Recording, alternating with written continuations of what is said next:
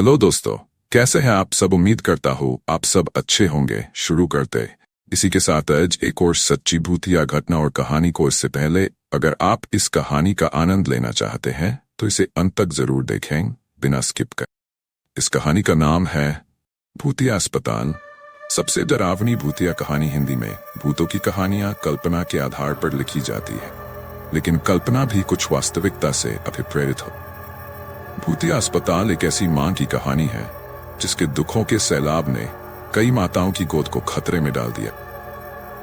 एक बहुत ही पिछड़ा गांव था। वहां लड़कियों की आबादी साल दर साल कम होती जा रही थी। गांव के ज्यादातर लोग लड़का पैदा होने को गौरव मानते थे, और वहीं दूसरी तरफ यदि किसी के घर में कन्या पैदा हो जाए तो उसे हीन भावना से देखने लगते। उसी गांव में 4 भाइयों का एक परिवार रहता था। सभी भाइयों की शादी हो चुकी थी, लेकिन 3 भाई जो सबसे बड़े थे उनकी औलादों में केवल लड़कियां ही थी। पूरा खानदान लड़के की आस लगाए बैठा था। तभी उन्हें एक दिन सबसे छोटी बहू, जिसका नाम सीमा था, उसके गर्भवती होने की खबर मिलती है। पूरे परिवार में खुशियों की उमंग छा जाती। तभी लड़का पैदा होने के इंतजार में छोटी बहू का खूब ख्याल रखते हैं। सीमा का पति अनिल, जो कि कपड़े की दुकान चलाता था, वह भी अपने बच्चे का बेसब्री से इंतजार करता है। परिवार के सभी लोग जानना चाहते थे कि सीमा के गर्भ में लड़का है या लड़की। वह तय करते हैं कि सीमा को गर्भ के लिंग के परीक्षण के लिए अस्पताल ले जाना चाहिए, लेकिन सीमा बच्चे की जांच करने के लिए अस्पताल नहीं जाना चाहती। दरअसल सीमा पहली बार मां बन रही थी और उसके लिए लड़का या लड़की दोनों ही अनमोल थे। उसे लग रहा था कि यदि उसके गर्भ में लड़की हुई तो परिवार के सभी लोग उसे नफरत करने लगेंगे, और वह किसी को नाराज नहीं करना चाहती। लेकिन अनिल सीमा को अस्पताल ले जाने के लिए मना लेता। वह उसे विश्वास दिलाता है कि मुझे कोई फर्क नहीं पड़ता कि तुम लड़के को जन्म दो या लड़की को, बस मुझे पिता बनना है। सीमा अनिल के साथ अस्पताल पहुंच जाती है। अस्पताल में अनिल का एक दोस्त कंपाउंडर था, और इस वजह से लिंग परीक्षण का काम जल्दी हो जाता है। परीक्षण की रिपोर्ट में सीमा के गर्भ में लड़की होने की पुष्टि होती। परिवार को जैसे ही पता चलता है कि सीमा लड़की को जन्म देने वाली है, परिवार में मातम छा जाता है। पूरा परिवार मिलकर अनिल को समझाता है कि यह लड़की हमें नहीं चाहिए। वैसे भी परिवार में इतनी सारी लड़कियां हैं और अब एक और लड़की से परेशानियां बढ़ती जाएंगी। अनिल अपने भाइयों की बात में आ जाता है और सीमा को गर्भपात करने के लिए मनाने की कोशिश करता है, लेकिन सीमा अनिल को गुस्से से चिड़चिड़ाते हुए कहती है, तुम पागल हो, मैं किसी भी कीमत में अपनी बच्ची को नहीं मारने वाली। सीमा और अनिल के बीच इस बात को लेकर कई दिनों तक झगड़ा चलता है। एक दिन सीमा अचानक अपने कमरे में बेहोश हो जाती। अनिल उसे उठाने की कोशिश करता है, लेकिन जब उसे होश नहीं आता तो वह उसे अस्पताल ले जाता है और इलाज के बहाने अपने दोस्त के साथ मिलकर सीमा का गर्भपात करवा देता है। और जैसे ही सीमा होश में आती है तो उसकी दुनिया उजड़ चुकी होती। सीमा को पता चल जाता है कि उसकी बच्ची अब इस दुनिया में नहीं रही। सीमा टूट जाती है। उसके परिवार वालों ने ही उसकी मासूम बच्ची छीन ली। सीमा बहुत दुखी थी और उसका गुस्सा बढ़ता ही जा रहा था। अचानक वह अस्पताल के कमरे में चादर से फांसी लगा लेती है और कुछ ही पलों के अंदर सीमा की धड़कनें बंद हो जाती है। सीमा के परिवार को जैसे ही पता चलता है कि सीमा ने अस्पताल में आत्महत्या कर ली है, सभी भागते हुए अस्पताल पहुंच जाते। अनिल सीमा के चले जाने से बेहद दुखी होता है। उसे अंदाजा नहीं था कि सीमा बच्ची के गर्भपात से इतनी दुखी हो जाएगी कि अपनी जान ही दे दे। जो होना था वो हो चुका था, लेकिन अब बारी भरपाई करने की थी। सीमा के अंतिम संस्कार के 13 दिन गुजरते ही अस्पताल में सीमा की भूतिया रूह की दस्तक हो जाती है।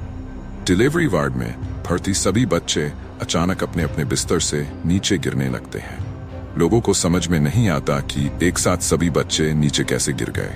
हालांकि बच्चों को ज्यादा चोट नहीं आती, लेकिन ये घटना मरीजों के अंदर भूतिया डर बैठाने के लिए काफी। इसके बाद अस्पताल में भूत होने की अफवाह तेजी से फैलने लगती है और लोग इसे भूतिया अस्पताल कहने लगते हैं। अस्पताल में एक औरत बच्चे के जन्म के समय आपातकालीन हालात में एम्बुलेंस से अस्पताल पहुंचती है। औरत की हालत गंभीर थी, इसलिए उसे अस्पताल के कंपाउंडर तुरंत स्ट्रेचर में उठाकर ले जाने लगते हैं, लेकिन वह उनके हाथ से छूटकर हवा में लटक जाती है।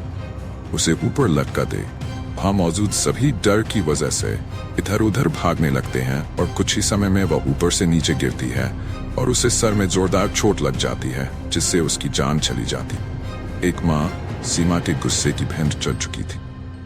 अस्पताल में रहस्यमय तरीके से मौत अखबारों की सुर्खियां बन जाती है और देखते ही देखते अस्पताल को बंद करने की बात होने लगती है।